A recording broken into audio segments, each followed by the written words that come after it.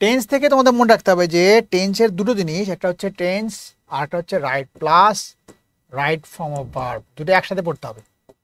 Right form of verb, এই দুটো chapter একসাথে পড়বা। টেন্স যখন পড়বা তখন এটাও পড়বা। টেন্স থেকে শুধু শুধু কোশ্চেনগুলো আসবে না, এর সাথে মিলিয়ে আসবে। টেন্সের ধরো 12টা স্ট্রাকচার আছে, 12 প্রকার টেন্স, সব প্রকার টেন্স কিন্তু আসে না। টেন্স থেকে পরীক্ষা আসে শুধু পারফেক্টগুলো বেশি আসে, পারফেক্ট আর ইনডিফিনিট। পারফেক্ট ইনডিফিনিট, ঠিক আছে, এটা ভালো করে খেয়াল করবে। তাও সব পারফেক্ট না, যেমন প্রেজেন্ট পারফেক্ট থেকে থাকে, পাস্ট পারফেক্ট থেকে থাকে।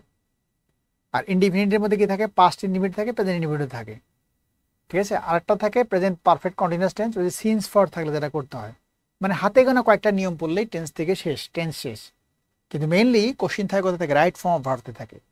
রাইট ফর্ম অফ ভার্বে কোনগুলো থাকে, বিশেষ কিছু নিয়ম আছে, যেমন as though, as if, wish, fancy, it is time, it is high time, এটা থাকলে কি নিয়ম হয়, ঠিক আছে।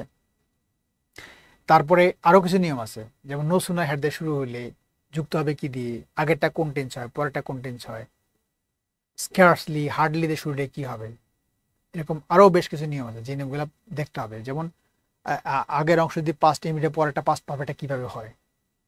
জাস্ট 10 থেকে 12টা রুল, যেমন as soon as, until, till, এটা দিয়ে কিছু নিয়ম আছে।